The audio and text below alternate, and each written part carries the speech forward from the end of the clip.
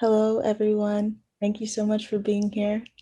I'm so glad to have all of these amazing panelists in this event, and I'm so glad to everyone who decided to join us. I know I'm really excited to learn more about making zines and digital content because all of these panelists have made some amazing work.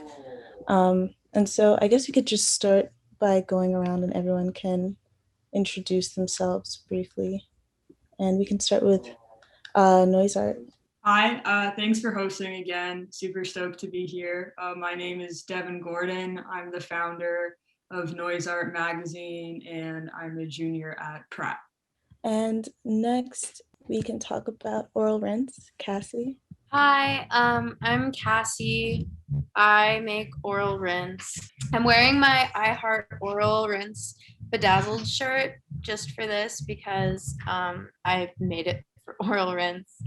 The zine has like 4 issues. I'm currently working on the fourth. I'm planning to release it in June, but there are 3 issues that I think most of the people who I can see in this grid have.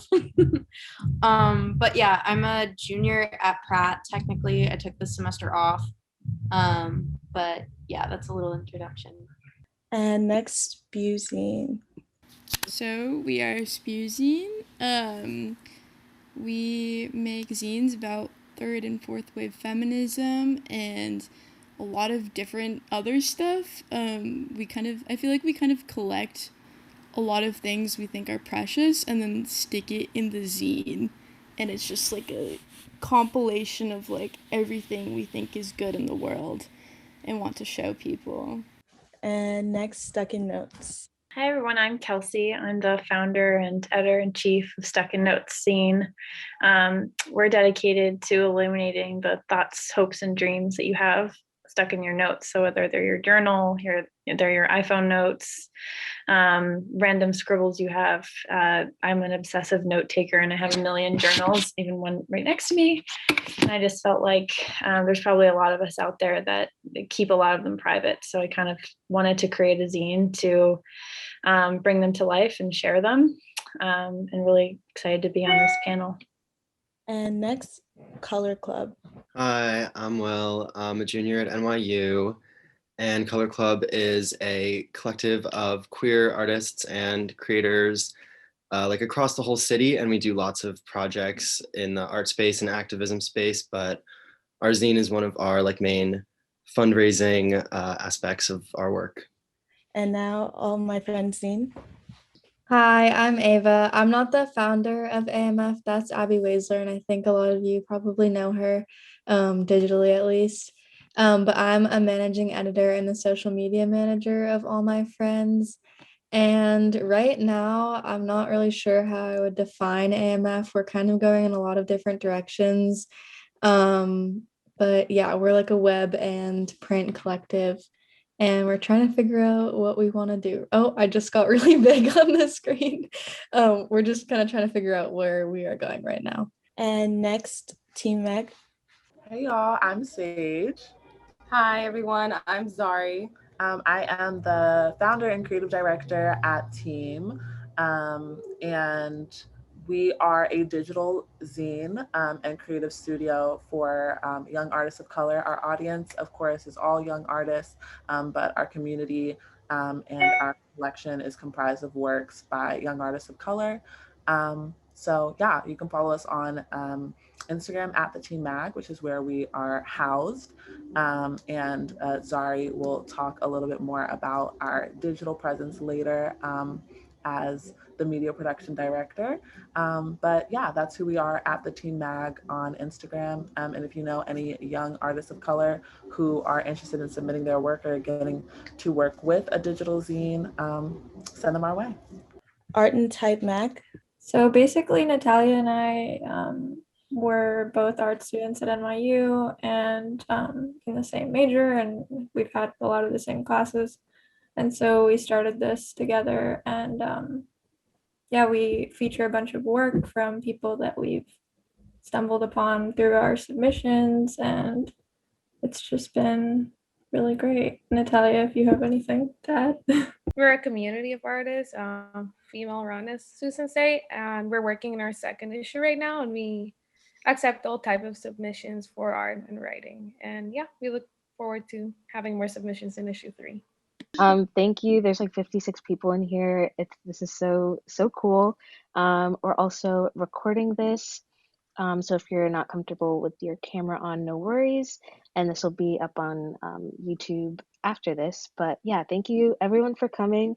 And now that all the zines and mags have introduced themselves, if everyone just wants to take turns sort of talking about the origins of your zine or mag and what inspires you. I guess I forgot to say this in the beginning, but I interview college artists and musicians in New York, as well as doing gallery and album reviews. After Corona, I definitely want to do concert reviews as well. So the origin story would be that I hosted a pop-up my sophomore year in the fall, and it went super well. I was super stoked with the turnout and everything, and people afterwards kept asking me, when are you going to do the next one? And I wanted to do something that was a little bit more permanent than just a one-night show. And I'm also a musician, so I wanted to incorporate music as well. So that's where I came up with the idea about doing a magazine so that everyone could see it. It'd be available for everyone. And I could also get other schools involved as well and expand the reach and see what other artists and musicians are doing my age in New York. So yeah, in the beginning of 2020, I was, finding myself very stuck. And again, like trying to pursue different types of art, maybe business ideas, and I didn't really know how to get started. And I had written over 100 different ideas. And ironically, the idea that came out of it was having too many and not being able to share them with anyone. So I decided, maybe I'm not the only one stuck. So can I kind of start a movement to help particularly women around the world and non-binary individuals get unstuck and share the stories they have. So I kind of made it my mission to reach out to groups beyond my own. And we were able to reach over 20 different countries and get submissions from ages literally 13 to 85. So of trying to figure out ways in which, we can tell stories and tell people you can get unstuck at any age, whether you're, 20 years old trying to figure out your next life step, or you're a grandmother trying to explore ways that you can be creative in unique and inspiring ways. So that's kind of what's the origin that's happened with me. We're also trying to figure out the direction we want to take and trying to figure out ways that we can do in-person events. V1 and V2 were both online, and hopefully V3 by maybe, or V4 we'll be able to get in person and help people get unstuck and meet each other. That's so cool. 85 is so 20 countries. That's crazy. That's really amazing. The power of Instagram is wild. We'd be happy to go next, kind of talking about the power of Instagram. We are an entirely Instagram-based scene. We're currently working on a website to roll out. So we're pretty much pulling everything from Instagram onto the website. But we've been 100% Instagram from the start. It's been 3 years. And we have 2 issues. Our second issue, Praxis, is the issue that's currently out now. And Nande and Zen have both been collaborators of ours. Nande is a creator at Team. And if you all are familiar with the clothing brand Change, Thank you. So kind of to the title of Praxis, we decided to investigate where practice meets theory. So we've partnered with brands like Parade Underwear, Starface Skincare, and Change Clothing brand. If you all are familiar with Change, they make those socially conscious statement clothing. And Zen actually designed a digital collage coded piece for our campaign with Change that featured Zari and her cousin, shot in this apartment. So yeah, I mean, we began as an idea on a metro bus. We're both from DC. And I was just like, we live in DC, like a city that is predominantly Black and brown, but like the stories that we see are not representative of us. And like whenever you see DC or Washington on Netflix, like on TV, like it's not us. And like even like the lack of representation goes all the way to like literal political lack of representation. So in my mind, I was just like, what does a zine developed for and by our community look like? And it kind of went beyond just a zine, but really a community and creative collective and studio.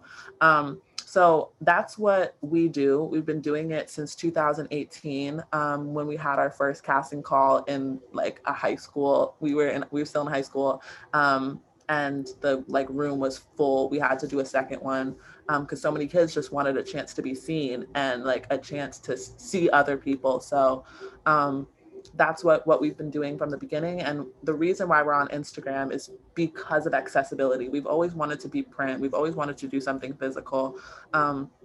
But with print comes, you know, a budget, and then are we going to have to sell that? And we don't want to restrict the flow of our work based on having to sell an issue. So because of that reason, we've been online. So as long as you have an internet connection, whether it's from your smartphone or the library, you can connect with our community. So that's team, and yeah, that's us. You started when Karina was like trying to make a zine with some of our friends. They didn't like the direction which was going, so we started meeting up at like this coffee shop and just like talking like really cool. And we didn't do anything for a long time.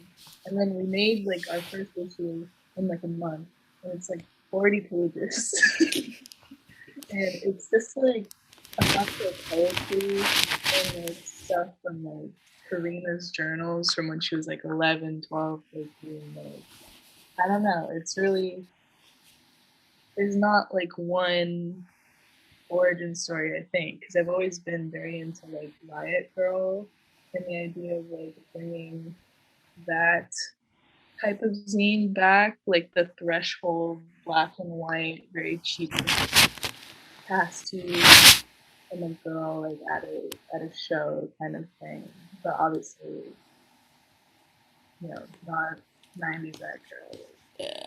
Yeah. Also, I like can't hear you that well, but Oh, can anyone hear me? it's just like a little, yeah.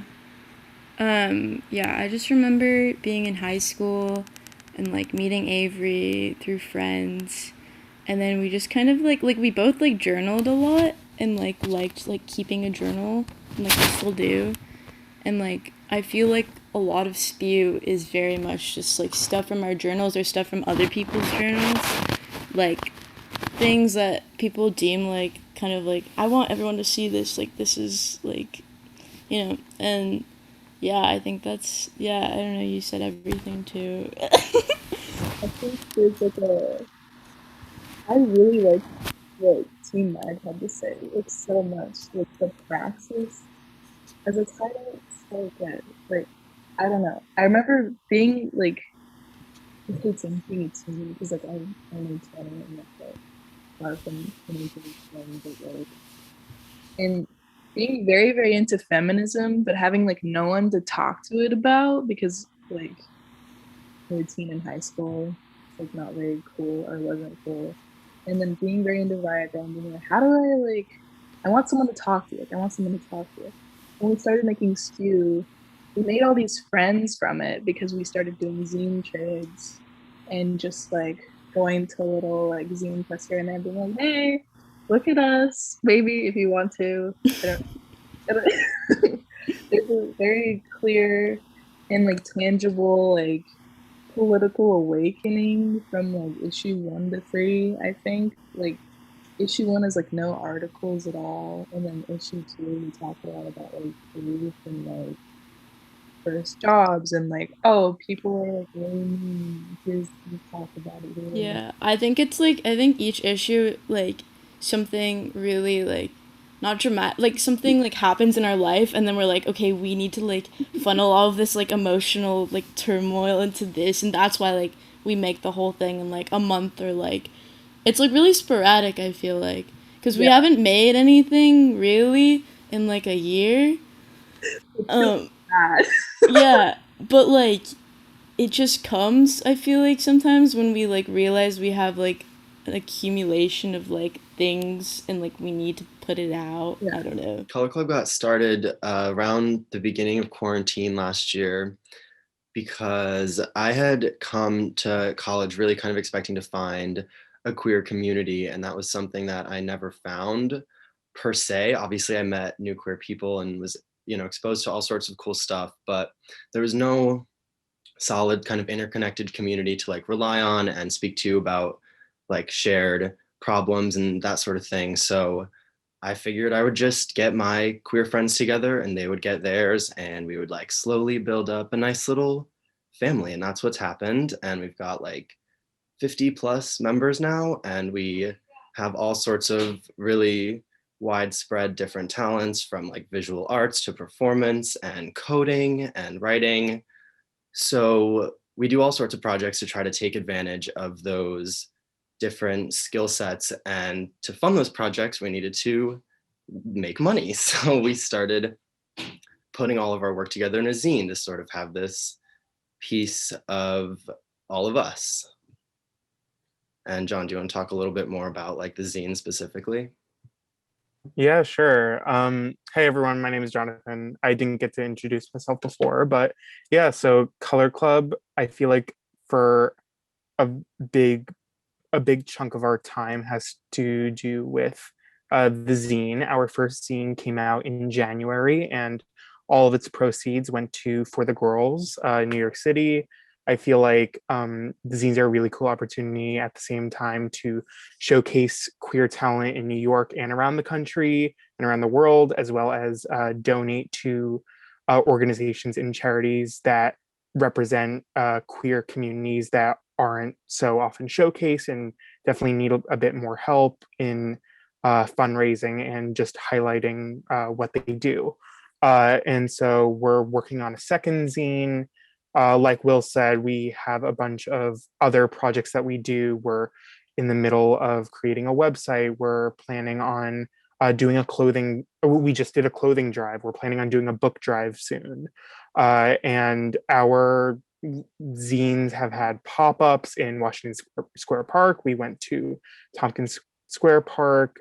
We've been all over the place just doing some pop-ups for zines. And we also have, with our zines, which we have sold for $6 each, we also have free pamphlets written by our members, including myself, including Will, that have to do with just not just queer related things, but things related to pop culture and current events. I wrote my pamphlet on gender epiphanies during quarantine. Other members of our collective have written about the Capitol riots and the election and a whole number of things that directly or indirectly affect queer people. So it's a great collective, and I'm excited to produce more zines and produce more work. I love that. I love to hear the proceeds are going to For the Girls. For the Girls is an incredible organization, and anybody in this live who's looking for a place to put your money for mutual aid, please donate to For the Girls. For the Girls houses and provides medical assistance for Black trans women like myself. So For the Girls has literally paid my rent, and it's an incredible place to put your money. So thank you so much for that.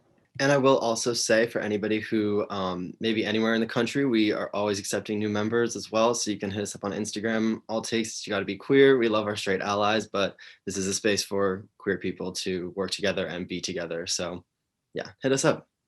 The summer before my sophomore year at Pratt, summer 2019, I was at a friend's house and I was eating a sugar baby, and the cap of my tooth fell off because I was eating a sugar baby. And it I heard this sound, this clicking sound, and I spit into my hand and my tooth was in my hand, and I was like, oh my god, what is happening to me? Because I didn't remember that I had had a root canal.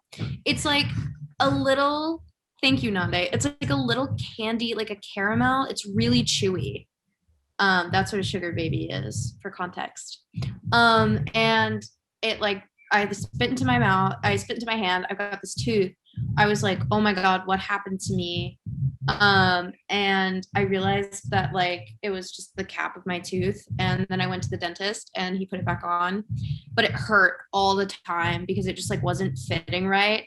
And so then I got prescribed this stuff called oral rinse, and it was just coming up in my poems all the time. Like I write poetry a lot. I go to Pratt for writing, so I'm always kind of writing. And I was just writing about teeth and stuff all the time.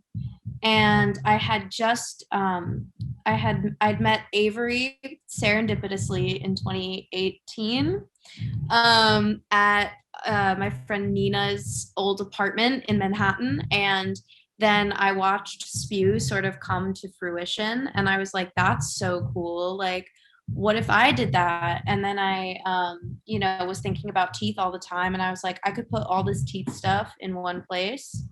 And then I did. And like, it's so funny because I was looking at, I have like the various issues, and like this is the first issue of Oral Rinse, and like on the back I wrote that like the first issue is an amalgamation of poetry, tenderness, and friendship. And I guess that is what I like, why I made a zine, and like what made me start making a zine. I want that too. That's a cool too. And then it just like from there I made the second issue, and it was the contributor led kind of endeavor. I just like, what I end up doing now is I pick a theme, and then people send submissions based on that theme. And then for the third issue I donated all of the proceeds, because it was just, it felt like the right thing to do. And like, I think like I said in the chat, like just, I don't know, if you make a zine, like you should try and donate if you can some of the money from it. I know zines make like no money, but it's worth a shot, and yeah, and now I'm working on issue 4, and I just kind of wrapped it up, and the theme is luck. And it was a really fun one. I got some really cool submissions from it, or for it, and I'm really excited.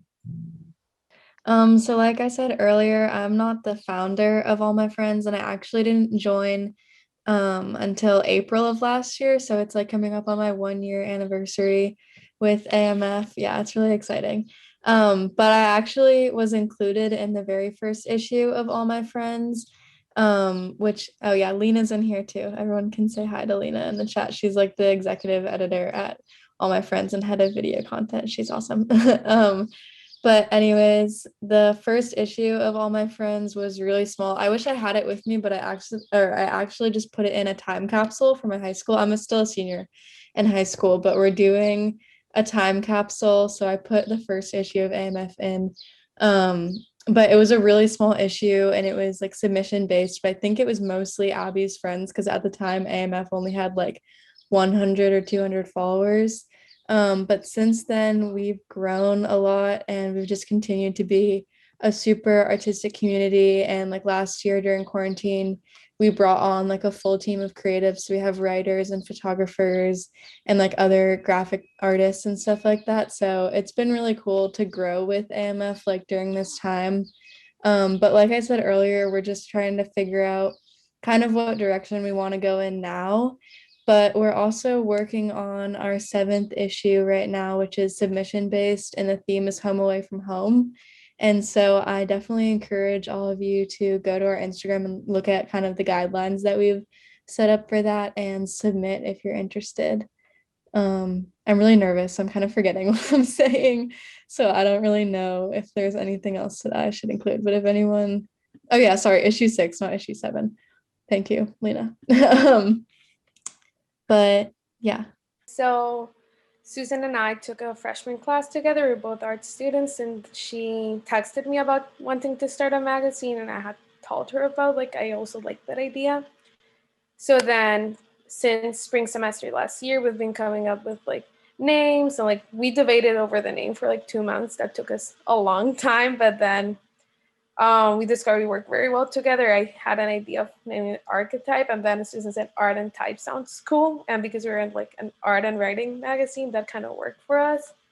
And then we started accepting submissions since August when we opened our Instagram page, and we received over like 300 submissions for the first issue, and we were very impressed by like how well we were doing. And we had no like theme for the first issue. It was really just seeing like what people would send over and people sharing their art or their writing or like their passions. And we've been able to connect with a lot of people from around the world and from our own communities, and that has been really amazing. And now in our issue 2, we're working with themes of Kish, Camp, and Wonder, and it has been really interesting now having a theme. And Susan deals mostly with communications and just like the printing, so she will talk about that later. And then I write content and sometimes do the designs. And yeah, I don't know if Susan wants to add anything.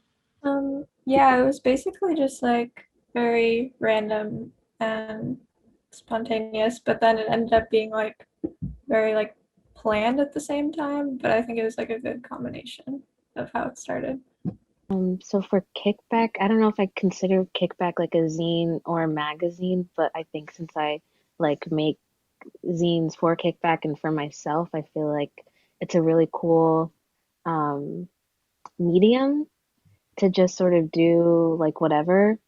The first 2 zines I made were for 2 classes at Pratt, which was one was for a film called Who Are You Really? I'll just put it in the chat. And then another one was for a documentary and research project called Black Images in a White World. And then for Kickback, when I first started it, Cassie said that she wanted to like collab somehow. And I was like, well, if Cassie's like the zine queen, then we should make a zine. And it just sort of turned into like a passion project of ours of bringing all of our friends together. And that was sort of like the origins of Kickback too, like a way to just bring all of my friends and all of their creative talents together. So yeah, right now me and Zen are working on a first birthday zine for Kickback for June. So sort of like a scrapbook sort of reflection on the past year. And then another question that I have for everyone is about like themes, and if you use them, or about like issues, like sort of what the sort of like episodic or like volume sort of format, like how that or what that means to you. I'll go first just to keep it in the same order. Since it's weekly, I don't have a theme. I just put out content every week, but I am approaching the 1-year anniversary of Noise Art Magazine. So I want to do I'm super happy about that. And I want to do a 1-year almost reflection and have all the artists I've interviewed in one magazine and then sell that. And so I also want to do in the future some submissions for a month and have almost like a competition in a way, and people can submit and then there'll be a winner and the audience could judge that. So that would be themed, but the magazine itself is not themed. So we're on to our 3rd zine. Our first was Dreams. Our second was Love. And the reason we chose Love was the first one, I guess it wasn't specific enough. So we were just trying to tailor our prompt to be a little bit more specific. So the writers and poets and illustrators, photographers, etc., could really understand what the prompt was. And now the next one, which we just launched this past week for our zine number 3, is Reflections. So whether you want to reflect on the past year or, take photography like selfies or yourself in water, anything really goes. I would say for us, we decided to go with themes just to be able to construct the magazine a little bit more clearly. And we actually, when we get all the submissions, we put them into subcategories. So we organize based on chapters. Like with our love version, we had chapters like heartbreak, empathetic love, friendship, kind of all the different types that exist. And it's been really helpful for us. I would also say, and I know we talked about this before, but we also donate a portion of our proceeds just because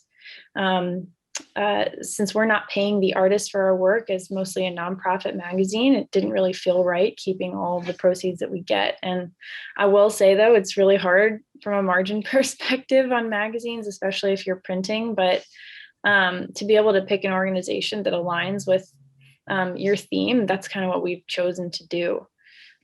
So for our first magazine, we donated to the Women's Building in San Francisco, and they're basically dedicated to helping single mothers pursue their dreams. So we felt they really aligned with the subject of their first zine. And for the second magazine, Love, we chose the Loveland Foundation, donating to helping empower Black women and girls.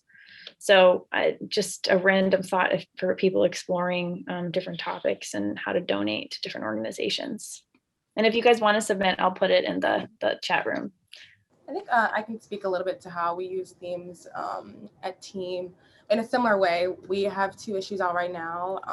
Our first one being Genesis, and our following sophomore one being Praxis, which thank you for all the compliments on the name. Similarly, so what we typically did, I think someone else mentioned it, we just kind of sit down and think about what's boggling the mind of us, our community, our communities, and just thinking about what's in the air, what are we thinking about, what's bothering us, what's nagging us. So for Genesis, I think it was toward the end of 2019, a little naive at that time how 2020 would turn out, but we had felt like this felt like a new beginning, the beginning of a lot of journeys, creative journeys for young people in our circle, our creative circles, and just Gen Z as a whole, since we cater to young artists. And we just felt like we wanted to celebrate that beginning, that journey, that so we named it Genesis, and we usually bookend our issues with nice letters to our community about what this theme means. So following up with Genesis was Praxis, where at the time, when was this? This was like around quarantine, like yes, the beginning of quarantine. Yes. I think we launched in, we shot for Parade in like June. Mm-hmm. But I think we were thinking of Praxis as the intersection of where theory meets practice. And just, I think at the time, especially over the uprisings of last summer, we were just thinking about how we turn thought and mission and a lot of the mission statements of nonprofits and big brands and how we actually turn that into action. And so, where it matches up, where it doesn't. Yeah, where it matches up and where it doesn't. So we wanted to think about what does putting our mission into practice look like. So yeah, I think for our next one, we'll just have to sit down, brainstorm what we're thinking about, but that's how we approach our themes. For our first zine, which is here, we didn't exactly have a theme. The theme was just supposed to be a lot of queer shit. Also part of our mission as like a zine is to sort of redefine what it means to be like a cover girl and a cover model. So our next zine, our second zine, is going to have a theme, and that will be queer love. And our cover models, we are planning on having 3 trans roommates, and that as representing a form of queer love, not just romantic or platonic. I don't know. I think that queer people are just fucking cool, and we get to find community and family wherever we go. And the proceeds of our next zine will be going to a horror movie that we will hopefully be finishing at the end of the summer. Entirely produced, directed, written by gay people, queer people. So maybe some straight actors, but no straight people behind the scenes. No straight cisgender people behind the scenes. So yeah, that's our zine. Oh, we're also, sorry, didn't mean to cut in. We are also looking for like queer extras if anyone wants to act.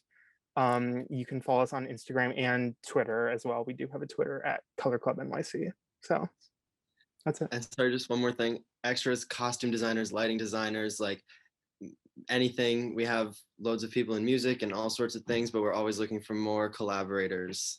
So just putting that out there. Okay, AMF can go next. I don't know. I think maybe you guys can see Lena now because she has her camera on. I know that she popped up on my screen, but like I was talking about our first issue, it didn't really have a theme. I think the goal of that issue is basically just to make one and get as many submissions as possible.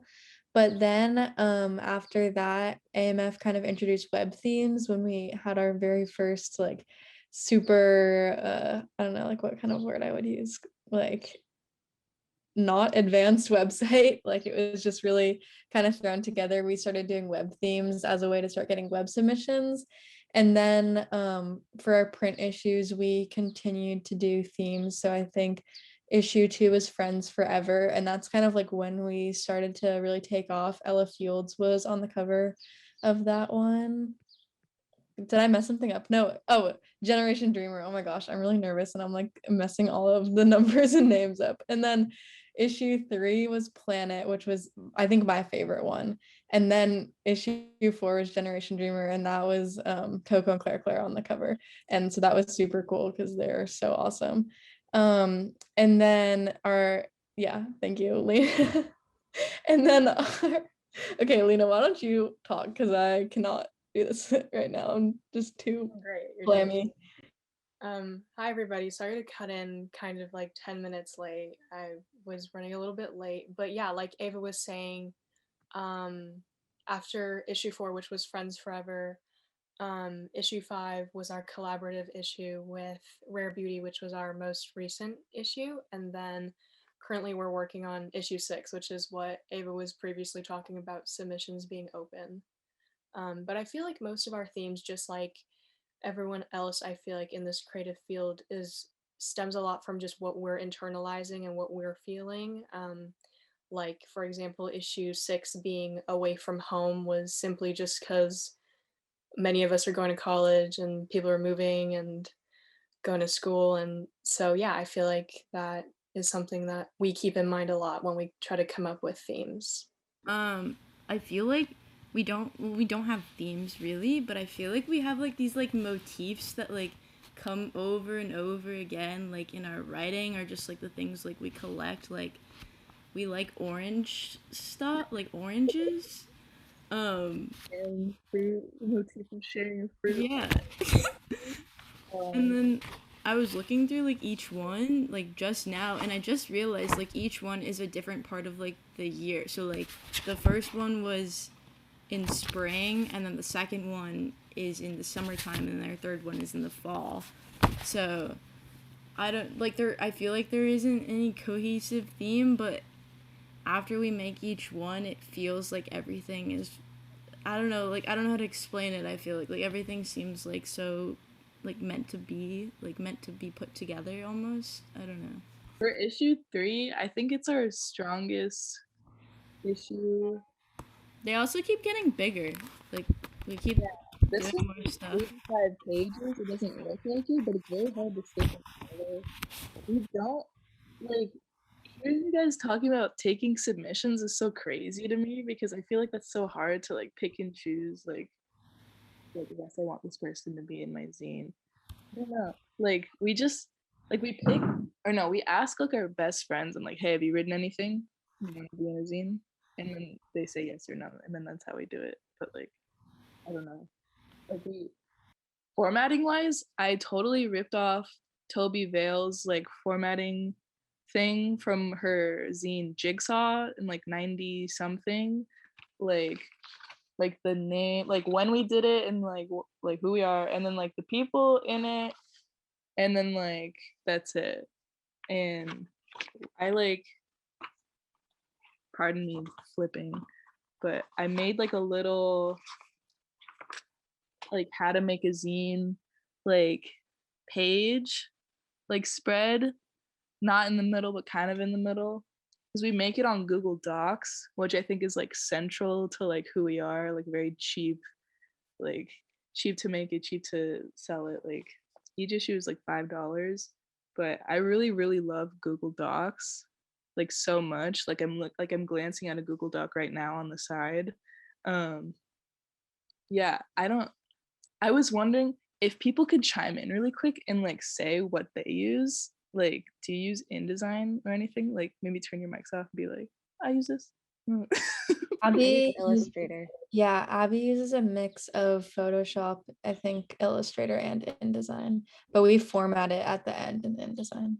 How do you be like collaborative if like, yeah, because that's why we use Google Docs, because like I wish like Photoshop like could do that, like that'd be so cool, like everyone could like be on it, but I feel like That's why we use docs. Yeah. In the past, like when Katie, one of our other editors, has done spreads, she'll make the spread in Photoshop and then transport the file to Abby, and then Abby will assemble everything. But for the most part, Abby does all of the like graphic design, and then like me and Lena and Katie like collaboratively will go through the file and do edits for her to do. But she does most of the heavy lifting when it comes to that. So it's like not super collaborative like on the design side.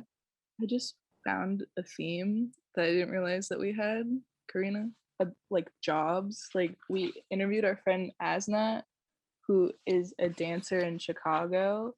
And we also, I'm trying to find it, we interviewed our friend Madeline, who works at a funeral home in Kansas City, I think. But like, we also covered the UCSC like graduate strike, which seems like so long ago, but like labor theory and like jobs and just thinking about like there's like this cool little like pro union like poster that we reprinted. But I don't know, I realized that I talked a little bit about working at McDonald's in the first issue and how weird it was that like parents would get mad at me when I asked if they wanted a girl toy or a boy toy. They'd be like, why is it fucking like, I need to ask you because it's my job, but like I get it, gender binary. Trying to think of what else. One last thing, then I'll be quiet. But like there's this worked at McDonald's for 3 years, much respect, hated that place. I could only last 6 months, worst 6 months of my life. But there's this science writer named Richard Rhodes. I don't know if anyone's like into like not science fiction, nonfiction, but he has this like autobiography where he talks about his like abuse that he faced as a child, and there's like this review on it that has really stuck with me because it's like the best book review I've ever written, and I like reprinted part of it in SPEW. This is like the gates of Auschwitz, where like he names like a chapter in his book called Arbeit macht frei. I don't speak German, that's probably not it, but it's called Work Makes You Free. And he talks about like the 4 pillars of like what his experience as a child has taught him. And like throughout the zine, I talked about those 4 things a lot. It's number 1, that, or no, the shattering truths of the Holocaust, that evil may, we're both Jewish, by the way. I don't know if that's it. Yeah. That evil may prevail, that innocence is not protected, that punishment need not be deserved, and that we may be crushed because someone stronger wills it. And like exploring those things and like what they mean to us was like very important to me. And I don't know, just made me, yeah. I can't think of what else to say. Also, Karina turned her mic off, which makes me nervous. But yeah, everyone here is very cool. I feel like you're describing it well, so that's why I turned off my mic. We also talked a lot about grief. We lost one of my good friends, Sam, like last summer, and it was very hard on me. I think SPEW 4 I'll probably talk again about that. But yeah, friendship, oranges, Jewish stuff, gay stuff. Yeah. I think that's it. I don't know. Yeah. The first issue of Oral Rinse was just like entirely my own brain. And it was like just me kind of compiling like the teeth stuff that was sort of permeating my subconscious, and also just like, I don't know, trying to figure out what, if I was going to make a zine, like what I would want it to look like. Also, bye Avery. I don't know if I'm supposed to say that or type it, but I wanted to acknowledge that Avery is leaving. But I love you. But yeah, so I made that issue, and then I made the second issue, and the theme was the body, because I just felt like that was a really good segue from teeth, was just going right into just like the body overall. And I feel like everybody has a really fascinating relationship with their body, or like stuff to say about the body. So I wanted to focus on that. And then the third issue, which is the most recent issue up until now, the theme was ritual. And I think that just kind of came up for me because like obviously I started making a zine because of recurring themes that were happening, like, you know, just in my own brain, right? Like just stuff I was like, I felt like I could put in one concentrated like entity. And then I think because of quarantine, I just started thinking about like what I was doing over and over again. And I was also reading this book.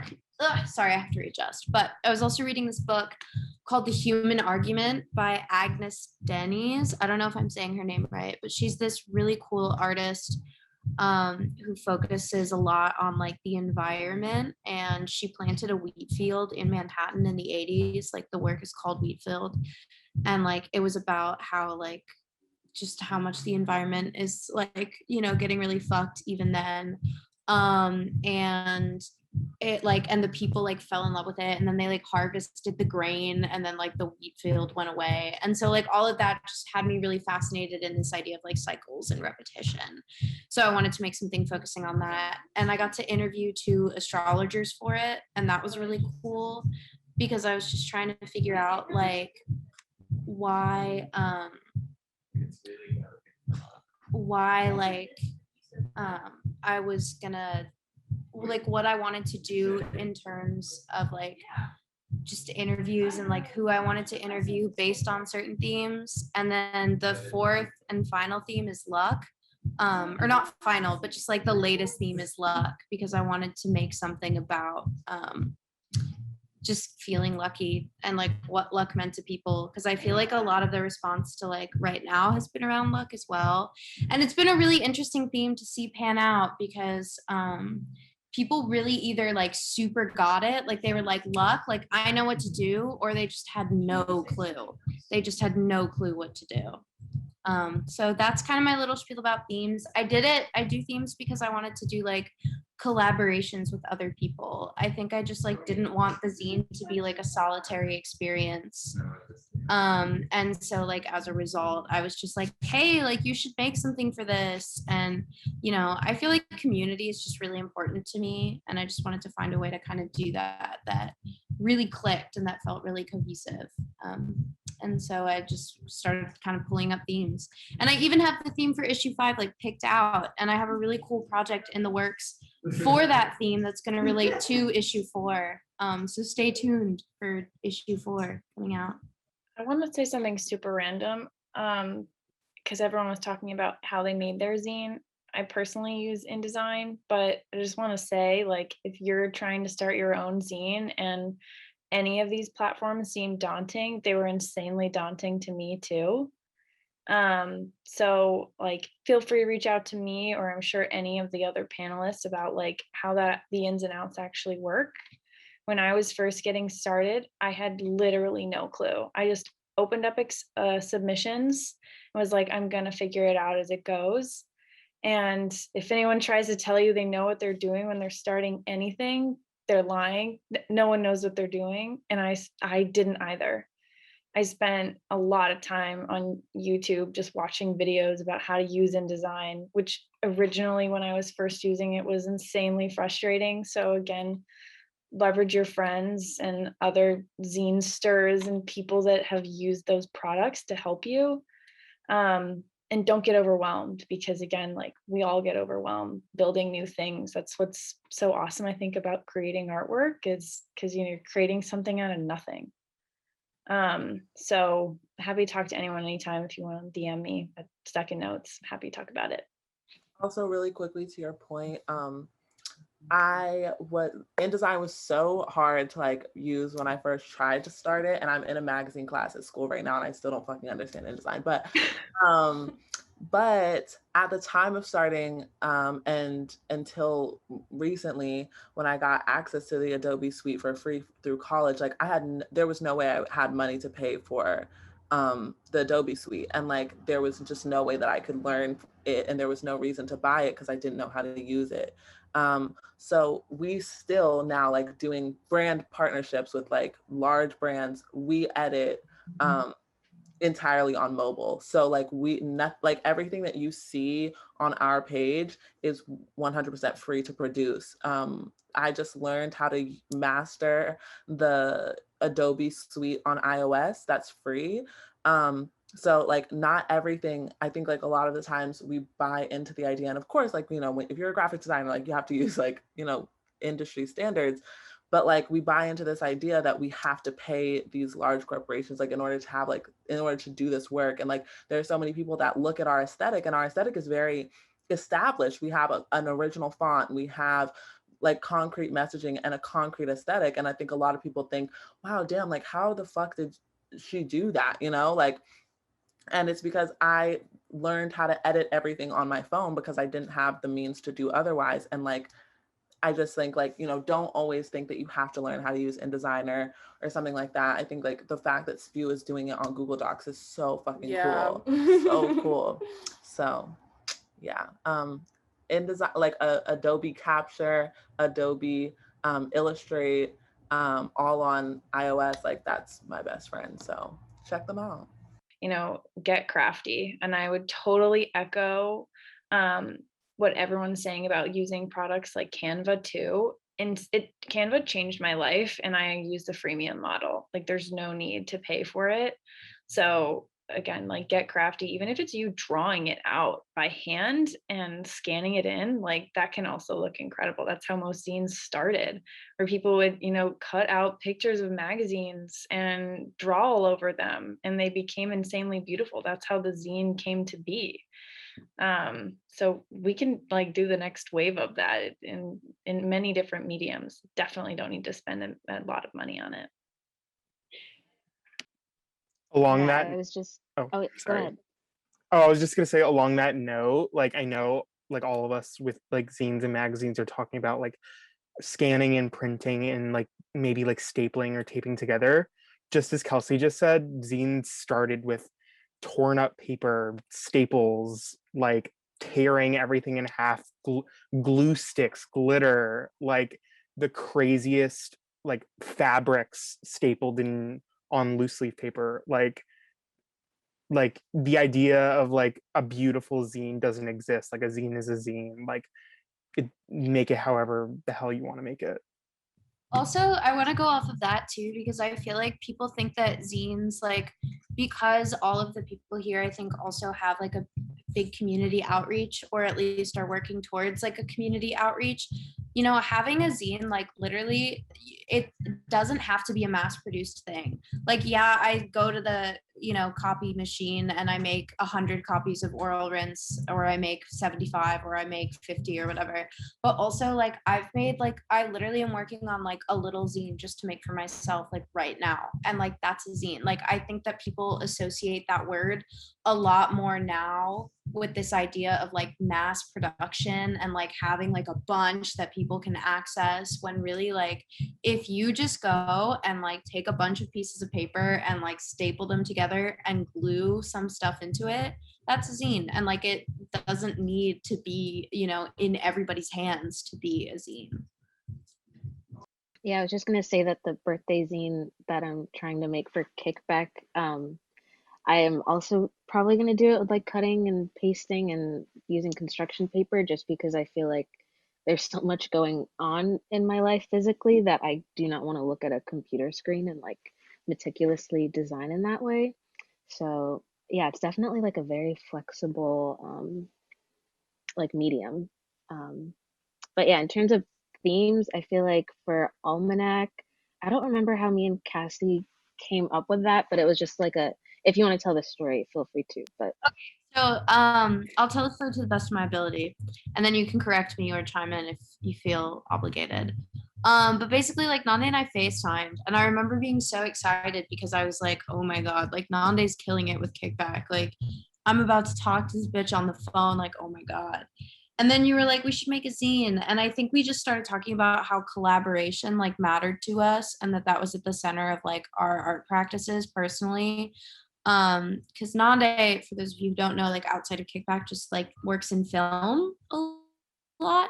We just kind of were talking about like collaboration and where that like mattered to us, and we were kind of like, oh, we should make a zine that like involves collaboration, because like we're collaborating, and like we both love like contributors. Like, where should we go from here?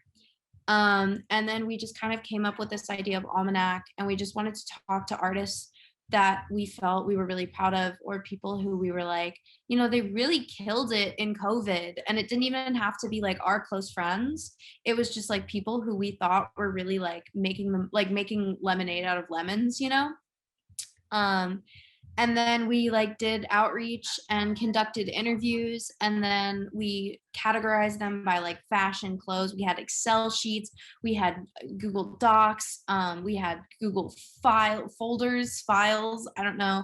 And that was all Nande, because like I'm a disorganized person. Like I have a billion post-it notes all concentrated in one place. But Nande, like, she killed it with the organization. And that was like how Almanac came to be, in my opinion, in my brain. Yeah, so for our first and like only edition or issue that we've had so far, we didn't have a theme. But we kind of used that as a way to find a theme that we wanted to go for the second issue. So we noticed that a lot of the submissions were like pretty like whimsical and like colorful and kitschy and campy, and like we really liked that. And I had just written like something for an art history class about camp, and so yeah, we were really interested in that, and that's how we decided the theme for this and the second issue. And we have not discussed a theme for the third one, but surely we'll find something. So the next and I guess final ish question that we have written would be what's the printing, binding, shipping aspect like? So like a lot of us kind of touched on the design part already, but I guess like how do you find your like vendor, and like how do you handle shipping and things like that if you do ship? I recommend getting a Brother printer. It's like a black and white printer, and instead of ink, it comes with cartridges, so they can print like 3,000 pages with one cartridge, and it's like $30, I think, which I feel like is like a really good deal for 3,000 pages. But it only prints black and white, and like trying to think of any other resources. Maybe like if all else fails, like you can use FedEx. We've used it before. They like bind everything for you, which is really nice. But yeah, we just usually try and look for like 5 cents a page or like 4 cents a page, because anything more than that is extremely expensive. As for like shipping stuff, like if you're shipping your zines to people, I don't know if anyone does this already, but make sure to like keep it as media mail, so then your price will be so much less. And I think it's like $2 if it's under £1, and it'll ship anywhere for that, like no matter what. You just say it's media mail, and then the post office people know that like you're giving them like a book or something. And sometimes they'll look inside and check, but it's relatively cheaper than just like first class or something. And then I don't know, I kind of wanted to show these, like, because I was talking about like mini zines in the chat, so I feel like that's also just a really kind of more accessible way to make a zine anyways. And you could use Google Docs if you don't have the suite, or slides. I've used Google Slides before, and that's kind of nice too, because everything is like, Google Docs is a little tricky because everything can be kind of like out of order sometimes, but Google Slides is good. And like, I don't know, you can just like, oh fuck, you can't see because I have a green screen, hold on. But like, I don't know, just making like little mini zines are really fun. And then you can like unfold it, and it's like a little mini poster. Like, I don't know, I like making them. And then I feel like accomplished because I made like a little thing. And like, I don't know, these are just from like high school. And yeah, and then this one is just I drew on like directly, which was fun. So yeah, anyone can cook. Yeah. We print ours using a website. We don't like do it ourselves. We found this really good site that I can definitely link. It's called Dazzle Printing, and we were able to use their like cheapest paper, their cheapest ink and everything, and we've gotten our cost down to like a little bit less than $1 per issue, and we sell for $6 an issue. So that's like significant enough of a profit margin for us to make it worthwhile.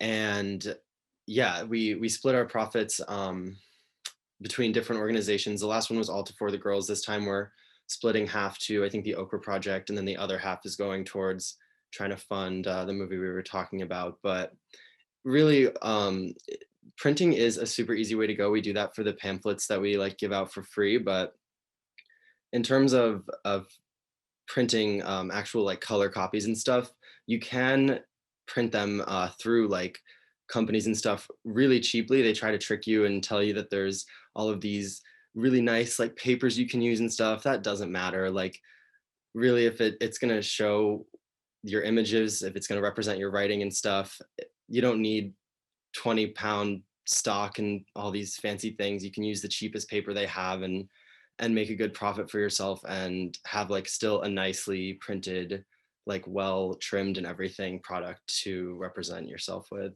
Yeah, I learned a lot definitely from this panel for the zine that I want to put together for July. I will say though that I want to do a lot of in-person events going forward. I want to do a lot of pop-up art shows.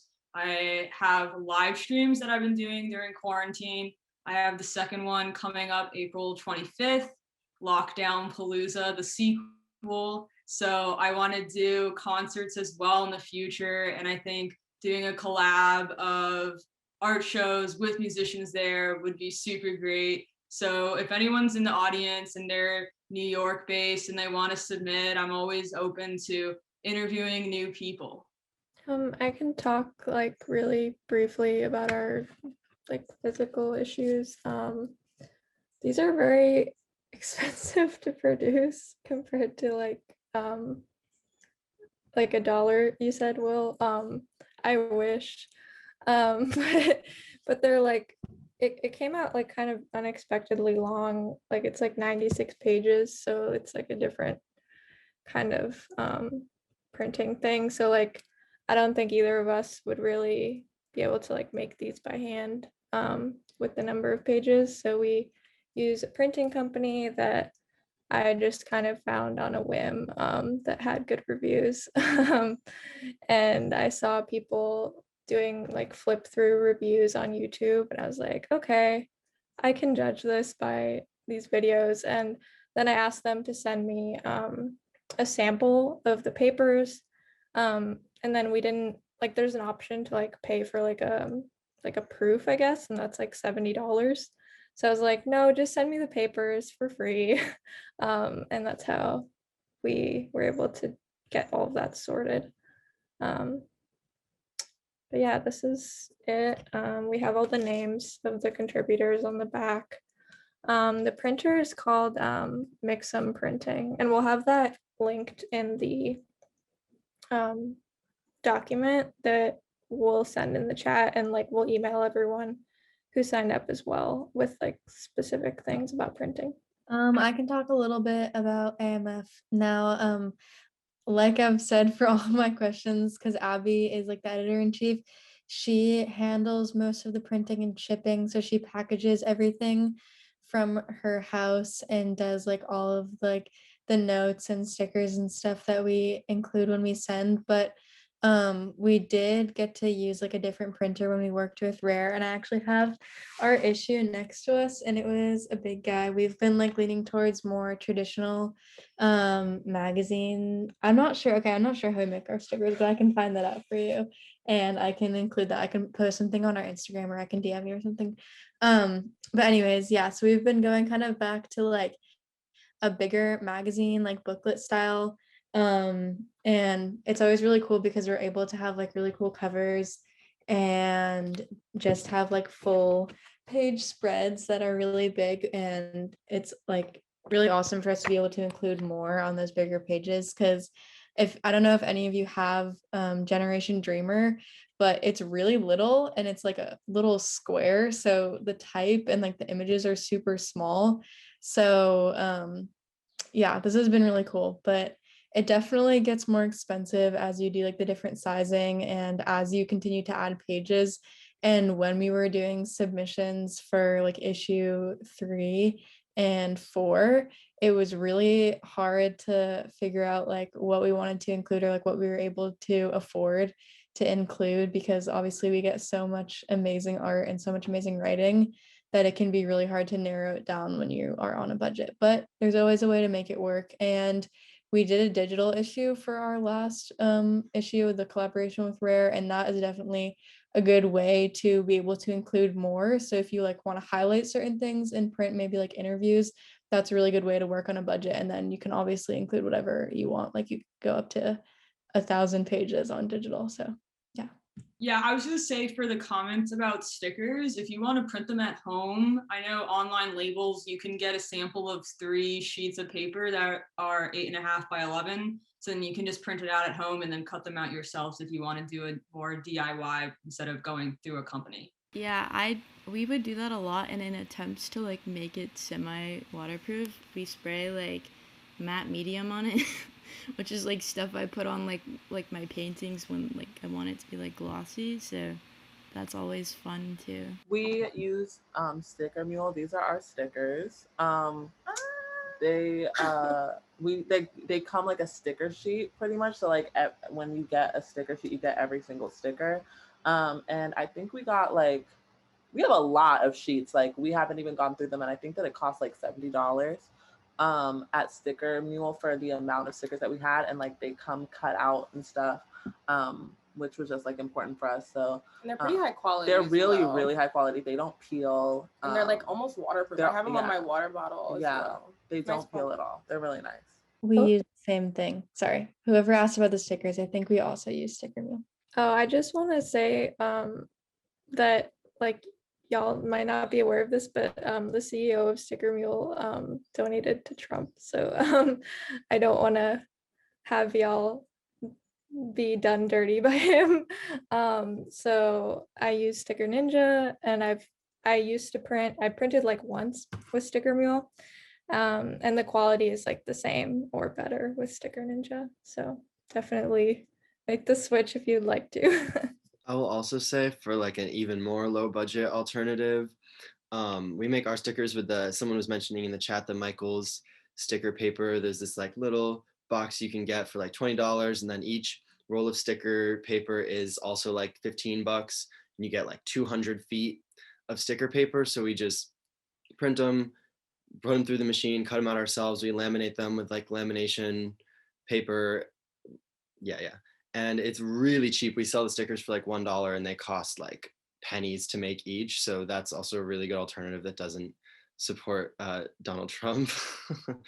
It's I don't know how to say it, but I'll type in the chat. It's like Xyron, Xyron, and they make like the little sticker press and the paper, and then we just use like this lamination tape to go over top, and then we just cut them out, and it makes really nice like durable waterproof stickers as well. So that's a good alternative too. Yeah, there's a ton of tutorials on YouTube about all these different ways. I've seen one where they just put Scotch tape over it to laminate it, so you can really get as DIY as you want. Yeah, that's super good advice. I was gonna be like, yeah, we also use Sticker Mule, but obviously I did not know that. Natalie, thank you. Or no, Susan, I'm sorry. Thank you for telling us. Good information to have. In terms of like sources, I'm really lucky because I have I print the covers of the oil rinses on cardstock, and I take the lino cut and I make a thing, like a stamp like this. This is not the best copy because I saved the worst prints of it for myself. But I print it onto cardstock, and then I just bind it with thread to bind the contents. And I'm really lucky because my my aunt has a copier machine at her work, and she lets me make copies there. I'm not supposed to, but I get to. And obviously that's just my luck. And now I go home to Baltimore from Brooklyn to print the zines, and that's pretty much in terms of sources what I do. But also just because we were talking about it in the chat earlier, my friends and I, actually the person whose house I'm at and my other friend is also here, we're planning to do a zine fest this summer when things are hopefully better and hopefully more a socially distanced sort of community feeling during the warm New York summer. So if you are New York based or you're going to be New York based for the summer and you're interested in participating in that, or you know someone who you think would be interested in participating in that, please, like, you can DM me on Instagram, on either the Oral Rinse Instagram or my main Instagram. I can put both in the chat, and just like hit me up and let me know, because we want to make this as community oriented as possible, because that is something that, like, I feel like everybody is craving. Earlier, my mom was on this Zoom call, and I hope she's off, because if she's not, she's going to be mad that I'm talking about her.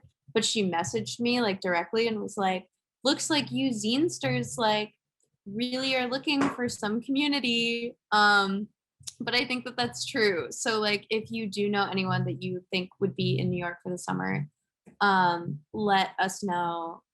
Let me know. Also, like, even if you know, like, I saw someone about LA, like, mention LA in the chat. Like, if you know any LA zines that you think would be really cool, like, we can have somebody like watch them, you know, like babysit them.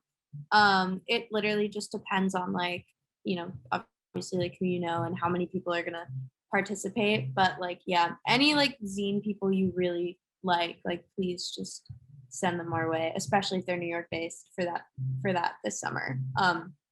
But yeah, that's my sources and Zine Fest spiel. Yeah, for Almanac, Cassie sort of designed all of the spreads, and then I did the printing and binding. So I printed them at like a company and like a small business in Florida, and drove to pick them up on just sort of like normal paper. But since it is in color, it's a bit more expensive. It might have been like $6 to $8 per zine. And then the covers I printed at on cardstock at Office Depot, which was cool to like print in color on colored paper. And then binding wise, I got like a cutter, like a guillotine thing from Amazon, for maybe like $50, and cut all of the pages and folded them, and then used like embroidery thread to just zine them, or not zine them, to bind them. And me and Zen did that. There's like a video of us doing that on the Kickback Instagram. But yeah, I'm definitely gonna look for somewhere in Brooklyn to print, because I do want it to be like binded like Art and Type and like SPEW. So fingers crossed. But yeah, I guess we'll go into like the Q&A portion, with a few minutes left. If anyone has any questions, you can put it in the chat or just come off mute. So yeah. Hi, I'd like to say that I was like listening and watching the whole time and also doing other stuff. I have to leave right now. I don't make zines yet.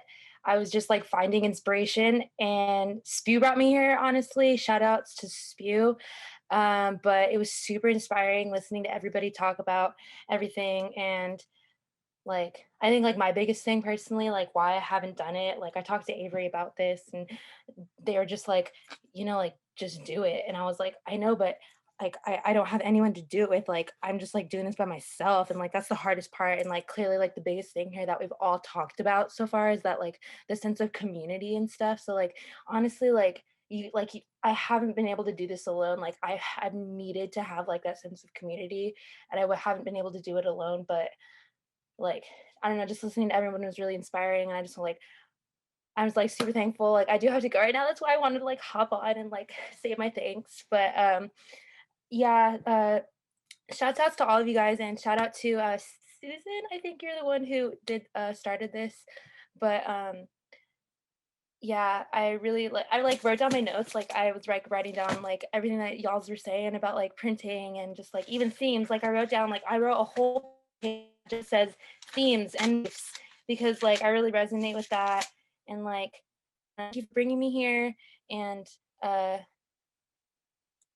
oh yeah, earlier, like when we were talking about printing, like if you're like, oh, like you know, like making it super cheap, like yeah, like it should be like super cheap and like DIY, like that's how like it started and stuff. But like if you need help like with fundings and stuff, like printing a zine, like I honestly think it's worth it to reach out to the community if you need the help, because honestly, like zines, you can just tell just like how look at us together like right now, like how like healing and like bonding it is like as a community. So like zines, like we're just like this community is so like bonding.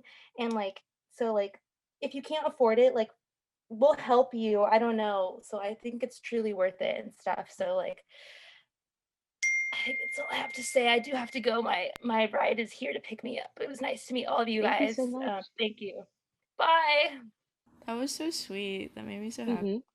Yeah, I was gonna say that was really sweet, and I've just really enjoyed being here and like hearing all of you guys talk. It's been super inspiring, just like as I kind of have kept saying, like AMF is really at a crossroads right now, and just hearing about all of your origin stories and kind of where everyone is at has just been really informative and like educational for me. And so I just wanted to thank you guys for being really amazing and for Art and Type and for Kickback shows for putting this event together. Yeah, and for inviting AMF because it's been really amazing.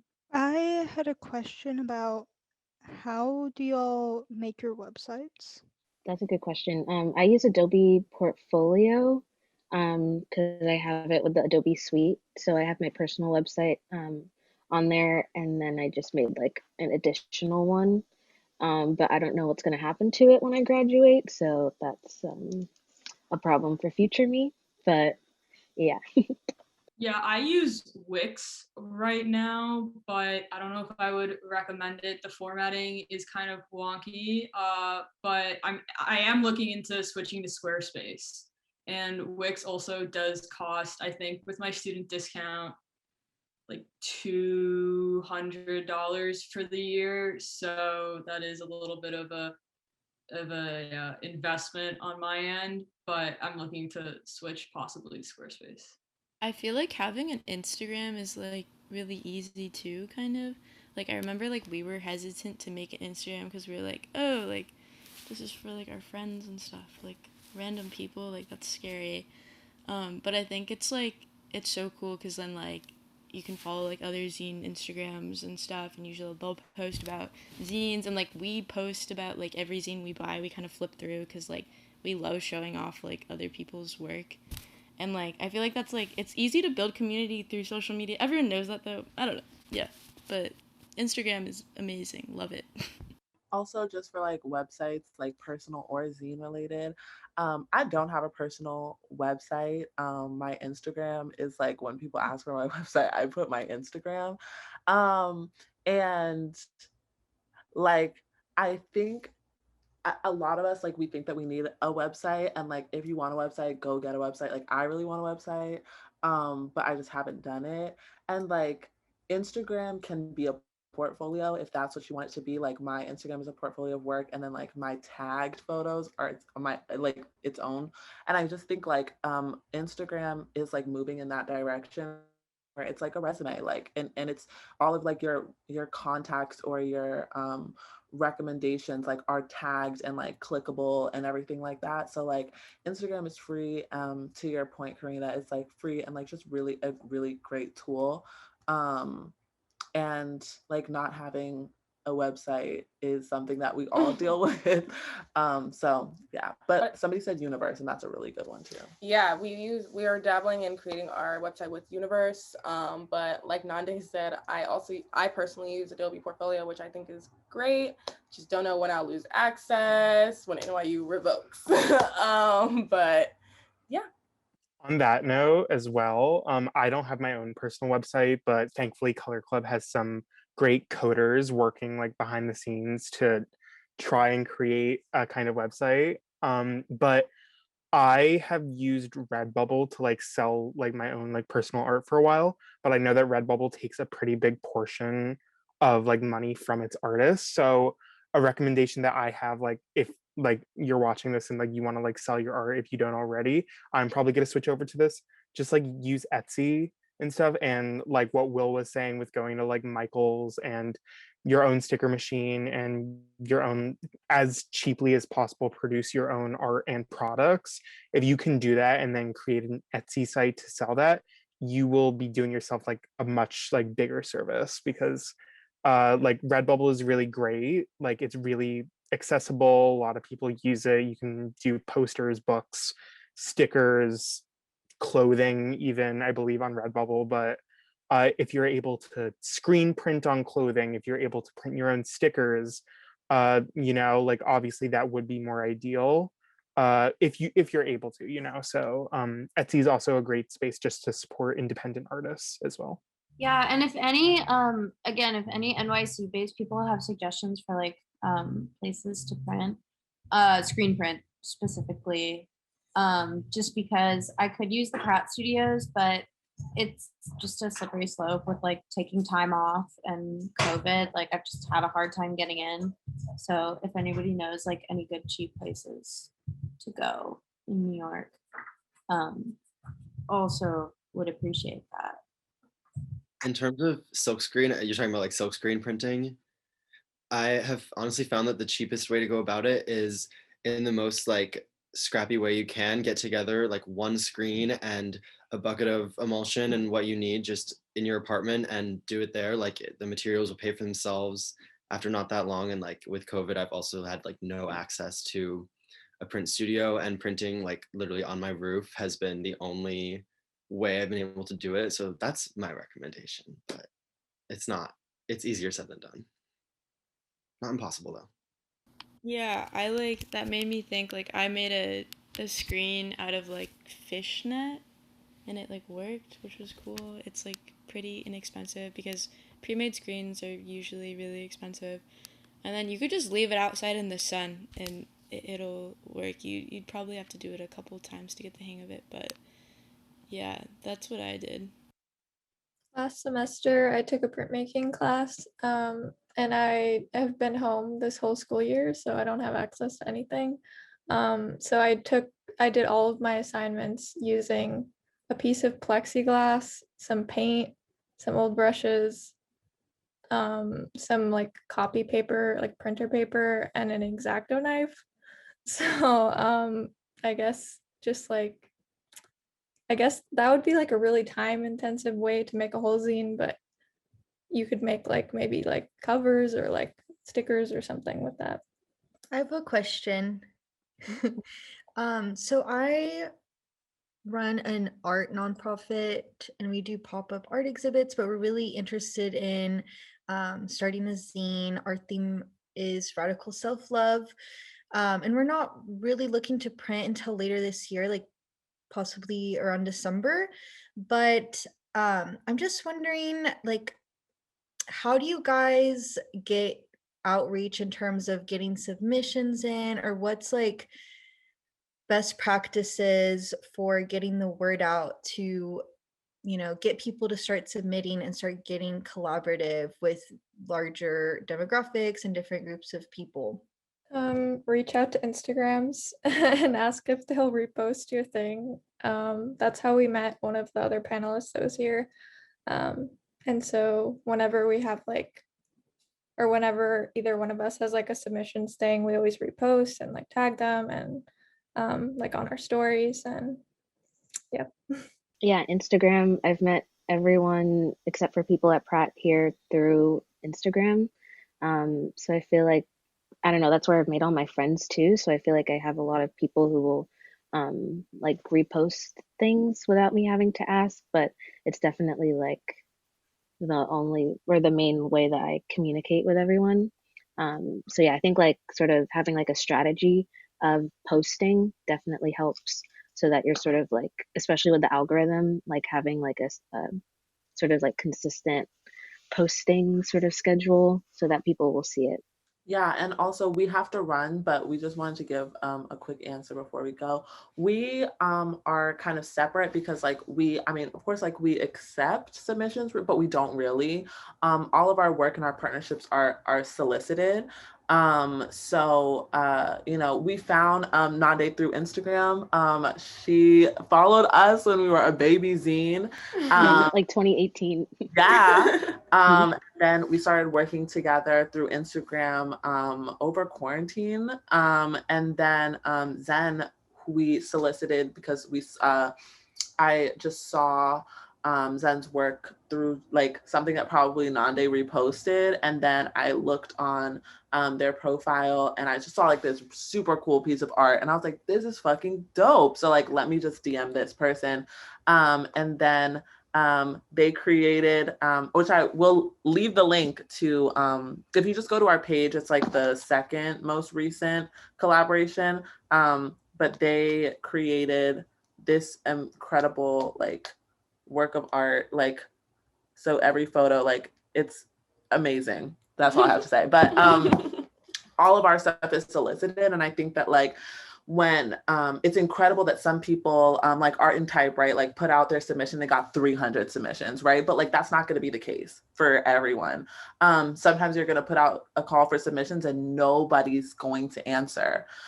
So solicitation has been in our case the best way that we like to work. And I think that as a young artist, often you know, we're scared to submit to a publication if we haven't done that before. I know that Zen had never worked in this way before, and I don't think that it's something that